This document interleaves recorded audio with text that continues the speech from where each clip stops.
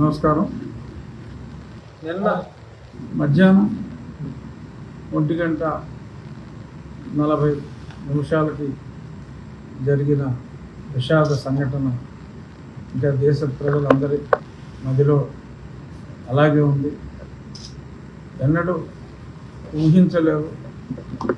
ఎక్కడో సముద్రం మధ్యలో ప్రమాదం జరగటం, లేదా కుట్రదారులు కూల్చివేయటం, కొన్ని సంఘటనలు మనం అప్పుడప్పుడు 5 ఏళ్ళకో 10 ఏళ్ళకో చూస్తాం. కానీ ఇలా కళ్ళెదురుగుండా అక్కడే ఎగిరిన విమానం 650 అడుగులు పైకి వెళ్ళి కూలిపోవటం, ఎందరో ప్రజలు విమానంలోని వారే కాకుండా ఒక ఆయన మృత్యుంజయుడు ఉన్నాడు, సంతోషం. కానీ సుమారు ఒక 80 నుంచి 90 మంది భోంచేస్తున్న వాళ్ళు, హాస్టల్లో ఉన్న వాళ్ళు కూడా మరి సడన్గా ఇలా మృత్యువాత పడటం, ఇది పెను విషాదం.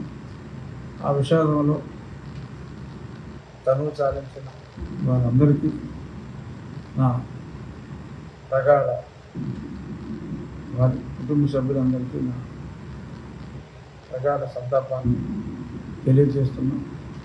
మళ్ళీ ఇటువంటి సంఘటనలు పునరావృతం కాకుండా ఏం చేయాలనే దాని మీద పెద్దలు నరేంద్ర మోడీ గారు కూడా అక్కడే పర్యటిస్తున్నారు. ఈరోజు రియో నుంచి మళ్ళీ BGCA సంబంధిత శాఖలన్నీ కూడా మరింత అప్రమత్తమై రాబోయే రోజుల్లో ఇటువంటి విపత్తులు జరగకుండా చూడాలని, ఇటువంటివి జరగకుండా ఏదైనా మనకు కష్టం వచ్చినప్పుడు భగవంతుని ప్రార్థిస్తాం. ఆ భగవంతుని ఇటువంటి విపత్తులు లేకుండా చూడాలని ప్రార్థిస్తూ మరొక్కసారి ఆ దుర్ఘటనలో మరణించిన వారి కుటుంబ సభ్యులందరికీ సానుభూతి తెలియజేస్తున్నాను.